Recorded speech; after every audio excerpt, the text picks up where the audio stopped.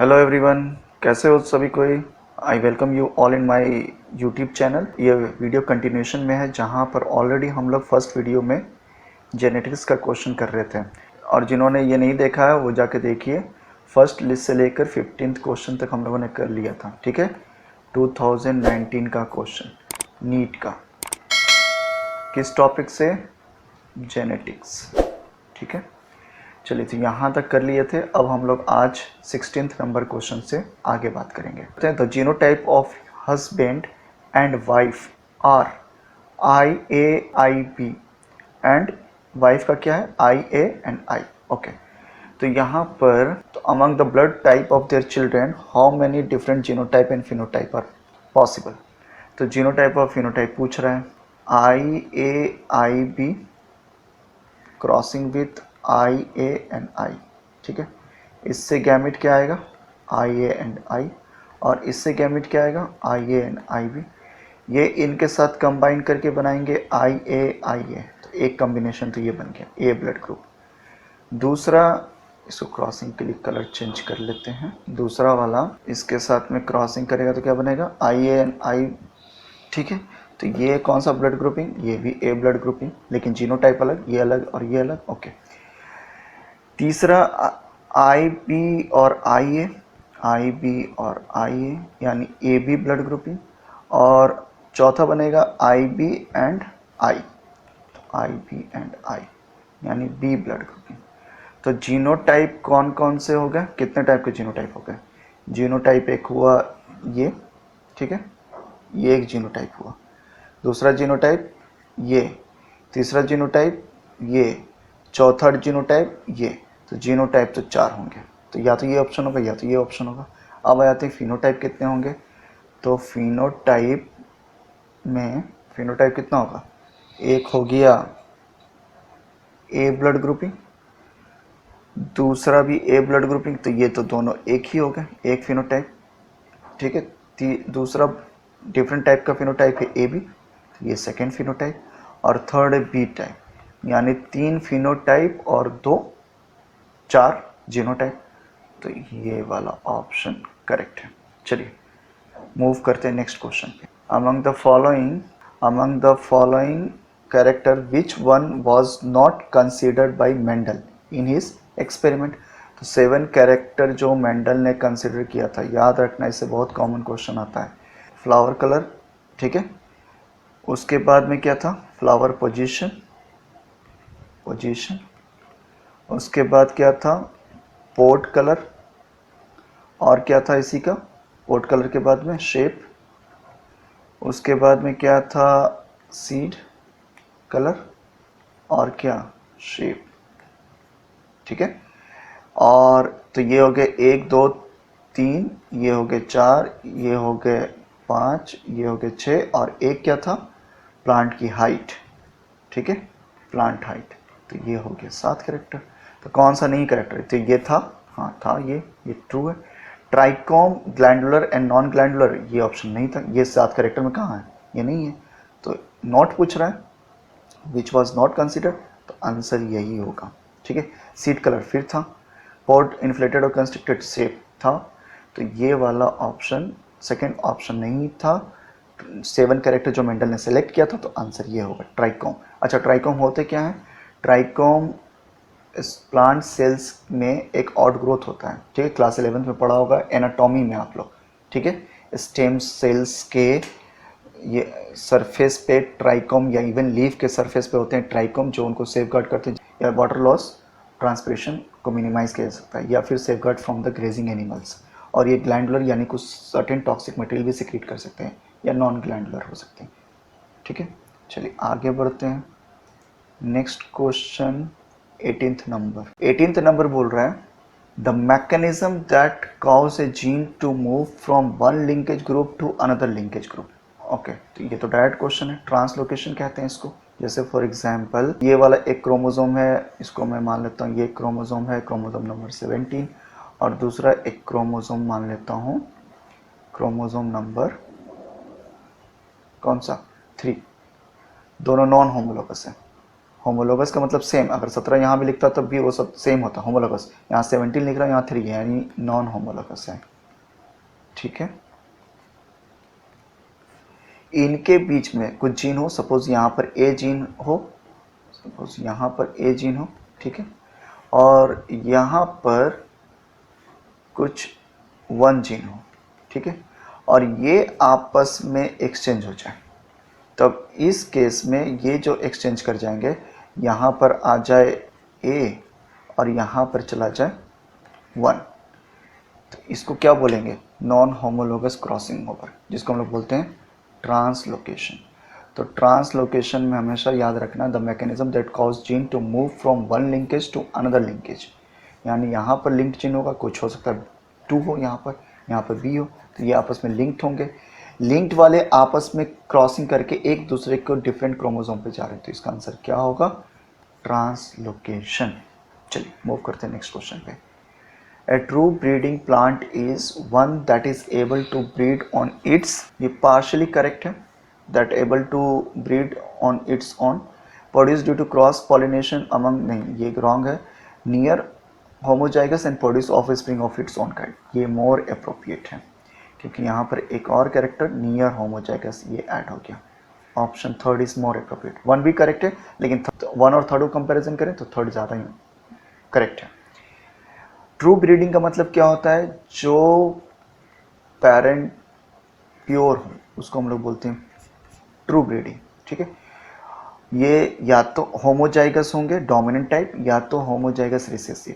तो homozygous condition must है, इसलिए मस्ट है कि जब उनको आप सेल्फिंग करोगे, यानी इनको इन्हीं के साथ क्रॉस कराओगे, तो सिर्फ एक टाइप के प्रोजेनी आएंगे, सिमिलर टाइप। तो इस तरह के प्लांट को क्या बोलते हैं? True breeding. तो ये option third option more correct है।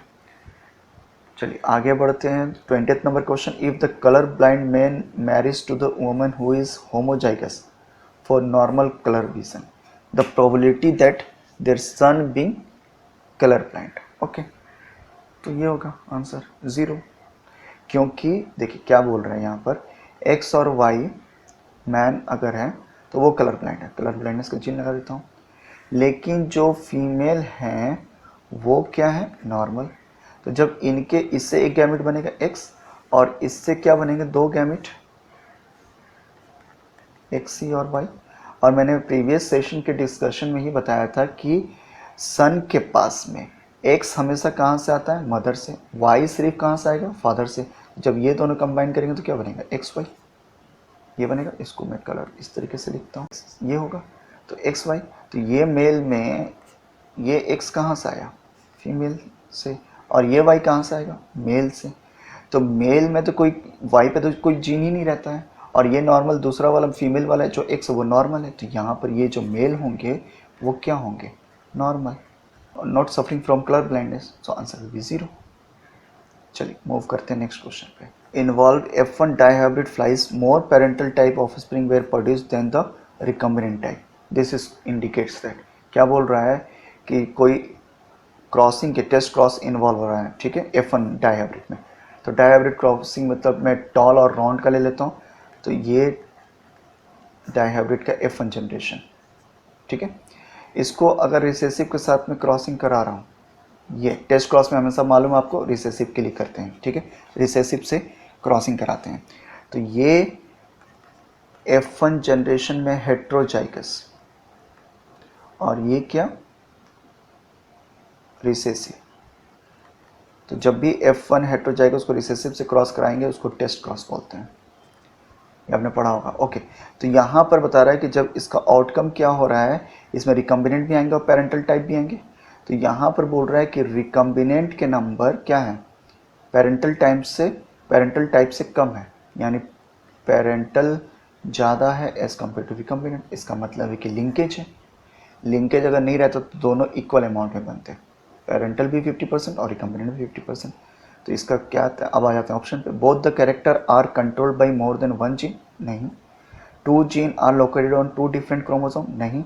अगर 2 जीन 2 डिफरेंट क्रोमोसोम पे होता तब यहाँ पर रिकम्बिनेंट मैक्सिमम होता विच इज़ 50%, तब इक्वल अमाउंट में आते। तो यहाँ तो नहीं आ रहा है, ये भी ऑप्शन गलत है। Chromosome fail to separate during meiosis, नहीं ये भी नहीं है, क्योंकि फेल अगर होता है तब सिर्फ पेरेंटल बनते हैं, यहाँ रिकम्बिनेंट भी बन रहा है। Fourth option, the two gene are linked and are present on the same chromosome, perfect, ये ऑप्शन करेक्ट है, आंसर विल बी फोर्थ। जब भी लिंकेज होगा, ये याद रखिएगा, तो लिंकेज हमेशा होता है जब वो सेम क्रोमोसोम पर ही लोकेटेड हो, दो जीन ए और बी, ठीक है, जिसकी वजह से लिंकेज होगा। और लिंकेज होगा जब भी, तो रिकम्बिनेंट के नंबर क्या हो जाएंगे, डिक्रीज कर जाएंगे। तो यहाँ पे पेरेंटल का, जैसे 100% की बात करूँ तो यहाँ पे पेरेंटल का नंबर हो जाएगा 80% और रिमेनिंग रिकम्बिनेंट होंगे 20%, ठीक है। चलिए डिटेल में पढ़ा आप लोगों ने। अब आगे बात करते हैं question number 22। Which of the following most appropriately describe haemophilia, okay. Haemophilia क्या है, तो ये सेक्स लिंक्ड रिसेसिव ट्रेट है। चलिए अब ऑप्शन देख लेते हैं। डोमिनेंट जीन डिसऑर्डर, नहीं। Recessive gene disorder, recessive gene है, ठीक है। चलिए आगे देखते हैं। X linked recessive gene order, ये परफेक्ट है। सेकेंड और थर्ड कंपैरिजन करें तो थर्ड मोर अप्रोप्रिएट है। एक्स लिंक्ड, अगर थर्ड ऑप्शन नहीं होता तब सेकंड करेक्ट होता। क्रोमोसोमल डिसऑर्डर, नहीं, तो answer will be third. Moving to next question. A tall true breeding garden pea plant is crossed with a dwarf true breeding garden pea plant, okay. When the F1 plant were self, the resulting genotype will be, ये तो बहुत direct question है। यहाँ पर T cross करेगा small T से F1 generation heterozygous बनेंगे। F1 generation फिर इनका सेल्फिंग होगा, तो एक तरफ इस तरफ इनको पनेट क्रॉसिंग कर दीजिए, तो क्या रिजल्ट आएगा। क्रॉसिंग के बाद में, चलिए क्रॉसिंग कलर चेंज करके लिख रहा हूँ। Capital T capital T capital T small T capital T small T, तो ये दोनों एक, ये अलग और ये अलग, 1:2:1 जीनोटाइप रेशियो पूछ रहा है, यहाँ पे जीनोटाइप पूछ रहा है, तो 1:2:1 tall homozygous, tall heterozygous and tall, option second is correct. चलिए मूव करते हैं next question. Pick out the correct statement, correct पूछ रहा है, okay. Haemophilia is sex linked recessive trait, true है, हीमोफीलिया सेक्स लिंक्ड है। और रिसेसिव ये Down syndrome is due to aneuploidy, true है। एनोप्लाइडी का मतलब क्या, number of particular chromosome increases, 2n+1 से रिप्रेजेंट करते हैं। किसका नंबर इंक्रीज कर जाता है, 21 नंबर क्रोमोसोम, तो 2n+1 लिखते हैं, ठीक है। Phenylketonuria is a autosomal recessive gene disorder, ये भी ट्रू है। Sickle cell anaemia is sex linked recessive gene order, नहीं ये रॉन्ग है। Sickle cell anaemia autosomal disease है, रिसेसिव, सेक्स लिंक्ड नहीं है, तो डी ऑप्शन गलत है, ए बी सी करेक्ट है, तो A B C are correct, first option itself is correct, ठीक है। चलिए 25 हो गया, 26 पे आ जाते हैं। A colour blind man marries a woman with normal sight, has no history of colour blindness in her family, what is the probability that grandson being colour blind. अच्छा क्वेश्चन है, देखिए मैन क्या है, कलर ब्लाइंडनेस, ठीक है, तो उस पर सी कर लगा देंगे। एक्स पे रखा है क्योंकि एक्स ही जीन कैरी करता है, वाई पे कोई जीन नहीं होते। Crossing with normal female x x, इससे एक गैमेट बना एक्स, इससे दो गैमेट बने एक्स सी वाई। अब इनका क्रॉसिंग हुआ तो एक्स सी एक्स और इससे क्रॉसिंग हुआ एक्स वाई, यानी नॉर्मल मेल आया और नॉर्मल फीमेल या कैरियर फीमेल कह सकते हैं, ये F1 है।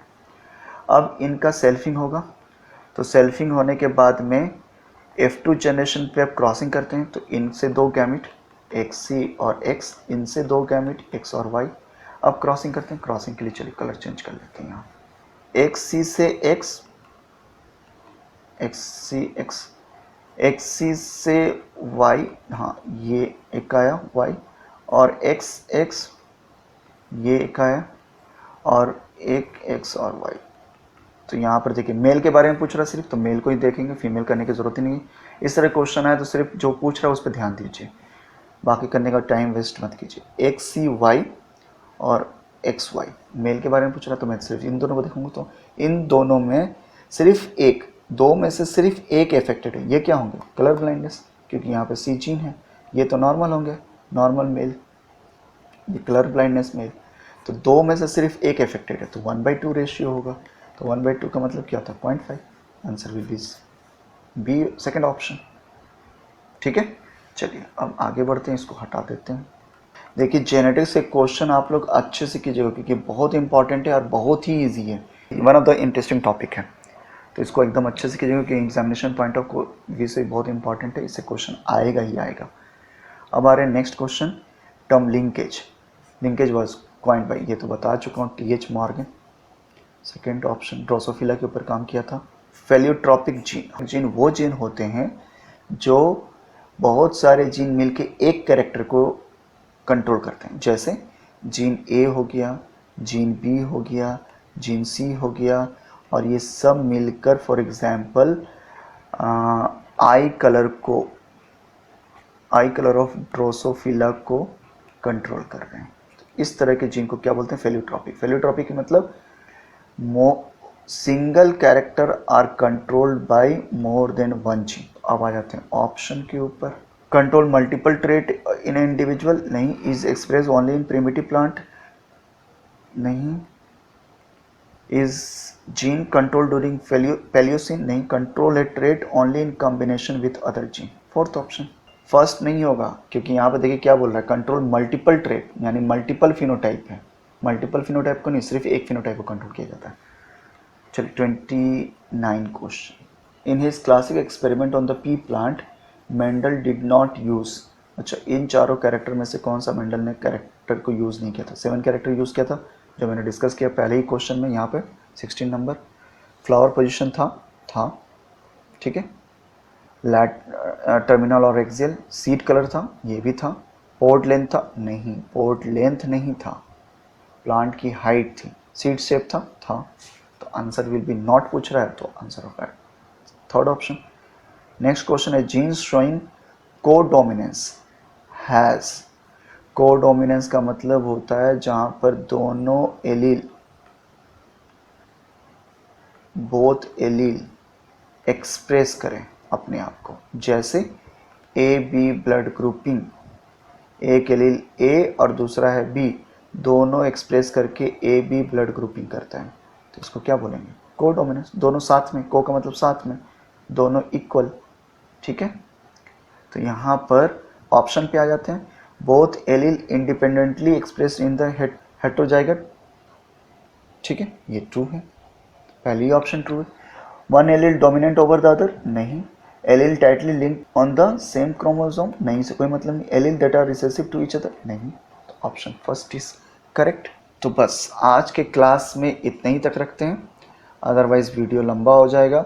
आप लोग सभी कोई इस पूरे क्वेश्चन को खुद से सॉल्व कीजिए, एक्सप्लेनेशन को समझिए, कुछ डाउट है तो कमेंट सेक्शन में लिखिए। मेरे वीडियो को लाइक कीजिए, शेयर कीजिए और चैनल को सब्सक्राइब कीजिए, ठीक है। अपने फ्रेंड्स से जितना ज़्यादा हो सकता है अपने फ्रेंड को इस वीडियो को शेयर कीजिए ताकि वो बेनिफिटेड हो इससे।